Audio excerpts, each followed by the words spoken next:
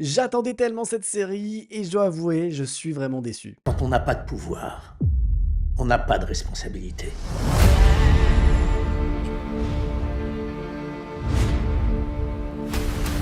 L'araignée est occupée. Bonjour à tous, c'est Thibaut Cordier, bienvenue dans le coin de Thibaut. On est parti pour une critique donc de la série Spider Noir, ça y est, qui est sortie donc ce mercredi 27 mai sur Prime Video, série donc dans l'univers du Spider-Verse créé par Phil Lord et Chris Miller, hein, dont on attend la fin de la trilogie l'année prochaine sur grand écran. Spider-Man New Generation avec Miles Morales, donc c'est là qu'était apparu ce Spider noir, style, voilà, années 30, film noir, qui avait vraiment conquis le public et voilà, que j'avais vraiment apprécié aussi sur grand écran en animation et donc une série, avait un peu surpris tout le monde puisqu'ils avaient annoncé donc cette série, Spider Noir avec Nicolas Cage en rôle principal. Pour jouer donc Ben Reilly et non pas Peter Parker, mais clairement, on est sur du Peter Parker. Et du coup, bah, voilà, la série est sortie, les 8 épisodes sont disponibles sur Prime Video. Qu'est-ce que ça vaut? Je vous dis ça tout de suite. Mais avant tout les amis, n'oubliez pas de vous abonner à la chaîne Au Coin de Thibaut. Si c'est pas encore fait, de mettre un petit pouce sous cette vidéo, un petit commentaire. Vraiment, ça aide la chaîne, de partager tout ça. Vous êtes de plus en plus nombreux et bah, vous voyez, hein, j'adore, vous répondre, lire vos commentaires et voilà, ça permet d'échanger, sur les films et séries qu'on regarde. Et voilà, donc vous pouvez aussi booster, dans la description, vous pouvez booster maintenant les vidéos. Je crois que vous avez droit à 3 boosts par mois et puis si vous voulez aussi soutenir vraiment la chaîne, bah, il y a l'abonnement à 1,90 € par mois. Voilà, c'est même pas 2 euros et ça permet, voilà, de soutenir un peu financièrement la chaîne. C'est pas grand-chose et en même temps, bah, voilà, ça montre, et puis en retour, vous avez des vidéos et des contenus exclusifs en avant-première. Il y a même jusqu'à plus d'une semaine, d'avance sur certains. Donc voilà, vous serez vraiment privilégié si vous choisissez de souscrire à cet abonnement. Donc il suffit là, dans la description pareil d'appuyer sur le bouton et on passe tout de suite à la suite de la critique.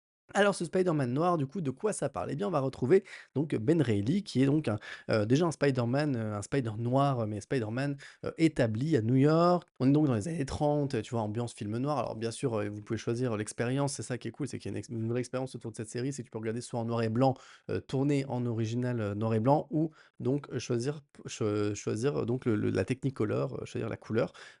J'ai choisi la couleur pour l'instant, je vais regarder aussi en noir et blanc, mais mais voilà, par facilité, j'ai choisi la couleur et franchement, c'est magnifique parce que, c'est vraiment très saturé tout ça et ça fait vraiment, bah, comics, ambiance comics et en même temps, il y a pas mal de passages aussi en noir et blanc, surtout sur des flashbacks, tout ça, donc ça ne m'a pas trop gêné. Sur le synopsis, donc on a un Ben Reilly, donc qui est un détective privé vieillissant, mais déjà un Spider-Man installé, hein, donc en gros, on a une séquence de flashback en intro, tout ça, où on nous présente, ce Spider-Man, qui est aussi détective privé et qui, jusqu'à il y a 5 ans, voilà, défendait, se battait contre les malfrats, tout ça, protégeait la ville de New York.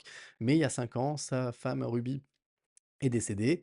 Elle qui lui avait donc, appris qu'un grand pouvoir implique de grandes responsabilités, eh bien, il a donc abandonné ses responsabilités à la suite de la mort de Ruby. Alors Ruby, je sais plus c'est quoi son nom de famille, mais G et d'ailleurs ça fait RG un peu comme MJ, sur sa tombe, et donc il abandonne Spider-Man. On est 5 ans plus tard au début de la série, Ben Reilly donc est toujours un détective privé, mais vieillissant, malchanceux dans le New York des années 30, et il se retrouve donc forcé, d'enquêter, sur, des disparitions qui vont le forcer à se confronter à son passé et surtout à se confronter, au on va dire un peu le caïd, mais c'est au grand parrain là, le grand Manitou de New York dans ces années-là, qui s'appelle Silverman. Et il y a aussi voilà, des gens avec des super pouvoirs, des malfrats avec des super pouvoirs qui commencent à apparaître un peu partout dans la ville. D'où ça provient? Eh bien, ça va être l'enjeu de cette série. Donc vous voyez, il y a déjà plusieurs trajectoires dans cette série. Il y a le côté un peu origin story, mais qui est bien fait parce qu'en fait, c'est pas chronologique. On en parle un peu au début en intro vite fait, mais il y a pas la séquence de l'araignée, tout ça. On nous dit un pouvoir implique de grandes responsabilités et ça, j'avoue, c'est rien que c'est là qu'on voit la différence entre les films Marvel, là, avec Tom Holland et là, une série, en plus Sony. C'est que rien que là, de mettre vraiment un peu dans ta face la phrase, «Un grand pouvoir implique de grandes responsabilités», bah, moi, ça m'a mis le petit frisson. Franchement, je me suis dit: «Bah, voilà, là, ça, c'est du Spider-Man, ça, c'est ce que j'aime», comme les Sam Raimi, comme tout ça et d'ailleurs, on va y revenir, mais il y a une grosse ambiance, je trouve, Sam Raimi, même dans la musique. On sent les inspirations. Je les sens, en tout cas. Mais donc voilà, donc on a vraiment plusieurs, scénarios, on va dire, enfin lignes directrices, l'origin story, les enquêtes, de détectives privés, Silverman et donc ces super malfrats, voilà, méchants aux super pouvoirs dont, l'homme sable et Electro qu'on voyait déjà dans la bande annonce. Donc franchement, en 8 épisodes, ça se tient, plutôt bien. Moi, je vais vous être très franc, j'ai adoré la première partie de la saison. saison 1. Les 4 premiers épisodes, franchement, ça fonctionne très bien, c'est très bien rythmé. On est vraiment dans une enquête de détective, que tout ça et puis on commence à tirer le fil justement un peu de l'araignée sur, ben, les histoires de malfrats, de gangsters. Il y a vraiment cette ambiance film noir, c'est tourné comme ça aussi. Dans les plans, il y a des tu sais, des contre-plongées, juste sur un visage pour tu sais, avec un bâtiment au-dessus, avec une ligne de fuite, de ouf. Tu sais, pour te faire ressentir ce côté, tu sais, un peu thriller, angoissant des films noirs et tout de justement de ces années-là. Franchement, sur la forme, c'est très bien fait. Enfin, là, il faut dire ce qui est. Le générique, la musique, moi, je l'ai déjà mis sur mon Spotify parce que j'adore. C'est vraiment une bonne intro, bien trouvée, bien mise en image aussi, avec, voilà, des images un peu kaléidoscope, mais avec un peu en toile d'araignée aussi. Et vraiment, il y a des belles idées. Enfin, l'intro, le premier épisode est très bien foutu. La baston contre l'homme sable aussi. Donc la première partie de la saison, vraiment, j'ai beaucoup aimé. Par contre, la deuxième, je trouve que là, c'est là où le bât blesse un peu. On perd le rythme parce qu'on est moins dans de l'enquête, on est vraiment dans, bah, l'origin story, on remonte un peu dans le passé de Ben Reilly. Et ça m'a moins intéressé. J'ai trouvé ça vraiment un peu chiant, surtout que petit à petit, bah, tu comprends où ça va quand même. Tu sens que la confrontation de finale arrive et donc ça m'a un peu ennuyé, surtout que les petites scènes de baston qu'il peut y avoir sont pas non plus incroyables et au final, bon, la scène de fin, le climax, franchement, c'est plutôt très bien. Même la la fin d'un des méchants, des 2 méchants même, sont vraiment bien amenés et une est très impressionnante quand même. Mais voilà, je trouve que c'est un peu déséquilibré. Nicolas Cage livre une partition, mais excellente. Enfin, vraiment, on sent qu'il s'éclate et autant dans les séquences un peu comiques, il est très bon, même dans le côté dépressif. Enfin, il y a une scène de baston dans un bar, quasiment. Enfin, il y a une partie, c'est en plan séquence qui est superbe. Et il pète un câble, il gueule, machin. Enfin, là, c'est là où il montre aussi son jeu d'acteur.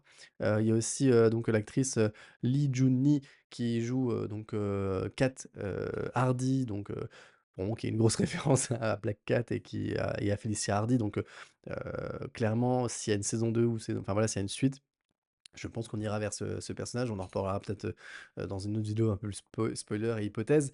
Mais, en tout cas, c'est le love interest, de cette saison, de cette saison 1. Très bien campé, franchement. L'actrice qui avait joué d'ailleurs dans le casse-tête chinois avec Romain Duris et Cédric Lapiche, qui avait joué dedans d'ailleurs. Et ben, franchement, elle a la classe. Chaque fois qu'elle apparaît sur scène, en plus, elle a toujours des robes magnifiques. Puis les éclairages vraiment sont très, très bien foutus. Enfin, il y a la première apparition qu'elle fait sur scène, elle a vraiment une auréole autour d'elle, autour de sa tête qui fait comme une déesse, enfin vraiment. Donc, non, en termes d'imagerie, on voit que c'est bien travaillé, encore une fois. L'actrice aussi est enfin vraiment, elle joue très bien ce côté justement femme fatale, un peu de film noir. La secrétaire, j'ai pas retenu le nom, j'ai pas cherché le nom de l'actrice, mais j'ai pas retenu le nom non plus. Mais, très drôle aussi et très pertinente d'ailleurs, très intelligente. On a aussi, Robbie, qui, comme dans les BD, ben, est un collègue normalement de Peter Parker. Là, bon, c'est lui le journaliste et puisque Ben Reilly est détective privé, et puis il y a toute, c'est pas hyper présent, mais il y a toujours quand même l'ambiance, de la ségrégation, tout ça, tu vois? Il y a une fois où on l'appelle quand même tu sais, en mode, négro, donc c'est pas hyper présent, mais c'est dans le contexte, c'est dans l'ambiance et je trouve que c'est bien, tu vois? Le côté par exemple, les femmes, la place de la femme aussi, est traitée, mais subtilement. C'est ça que j'ai bien aimé, c'est que c'est subtil, c'est sur quelques scènes, enfin voilà, ça apparaît, mais on sent que c'est ambiant. Mais c'est pas, le truc, voilà, pour te faire un message explicite. Non, c'est juste que c'est voilà, on te remet dans le contexte de l'époque et je trouve ça et puis ça permet, voilà, pour certaines femmes, ben, de se dépasser, de dépasser ça aussi, et pour Robbie aussi, tu vois? À la fin, vu la trajectoire qu'il prend à la fin, c'est aussi voilà, de prendre des choses en main, et de pas se laisser, on va dire, diriger par des hommes blancs ou, voilà, par le côté, aussi parfois rabaissant puisque des fois parce qu'il y a des moments où on l'écoute même pas, tu vois? Il a pas la position de force et il la prend à un moment donné. Donc voilà, donc franchement, oui, je suis déçu de la en fait, du déséquilibre de cette série. Je pensais vraiment que ça allait être une série quasiment parfaite. Enfin, moi, je me suis dit: «Là, ça va être un projet abouti». Phil Lord et Chris Miller, ils m'ont jamais déçu jusque-là. Bon, ben, en fait, on sent qu'ils étaient très inspirés sur le début, on sent qu'ils sont très inspirés sur la fin, sur certains personnages, sur Electro notamment, ils sont très inspirés. de la façon dont il le traite. Il a un côté, un peu burlesque, un comédien et puis même dans les combats, tu sens qu'ils sont inspirés sur la façon dont l'électricité va toucher, Spider-Man ou pas. Il y a des bonnes idées d'ailleurs et franchement, il y a plein de moments où je me dis: «Tain, franchement, il faudrait que, Tom Holland et les équipes des Spider-Man là, de Tom Holland, ils regardent un peu cette série et qu'ils prennent des notes», tu vois? Ou qu'ils regardent des anciens films et ça se voit tout de suite qu'il y a une volonté de bien mettre en image et puis les balancements, ça j'ai même pas dit, mais les balancements de Spider-Man dès l'intro, mais là tu tout de suite tu prends une petite claque et tu dis: «Ah enfin!» Et il y a vraiment cette vibe, enfin ouais, enfin cette caméra qui se balance où on vole avec Spider-Man, il y a même des plans, un peu à la première personne qui sont très bien faits. Donc non vraiment pour une série, ça a quand même de la gueule, ça a de l'ambition. Malheureusement, c'est une série aussi et donc bon, bah, c'est inégal et on sent qu'il y a des épisodes qui sont un peu là aussi pour combler et pour développer le personnage et l'origine, du personnage et aussi, bon, bah, tu vois, il y a pas des scènes de baston dans des buildings tout le temps parce que, il y a un budget quand même, quoi. Donc ça se ressent un peu. Mais bon, ça reste une je pense que ça reste une bonne série. Je lui mettrais 6 sur 10, voilà. Mais il y a vraiment des belles idées, il y a des belles propositions, des bons jeux d'acteurs. J'ai envie de moi de voir une suite, mais j'avoue, je peux pas m'empêcher de me dire: «Bon, je suis un peu déçu quand même sur, je pensais vraiment vous dire: «C'est excellent» et au début, je vois le premier er je fais: «Putain, ça va être un banger», mais en fait non, je peux pas dire c'est un banger. Je pense que c'est, une bonne série Spider-Man, voilà et ça développe un peu cet univers et d'autres personnages, enfin d'autres façons de voir aussi Spider-Man.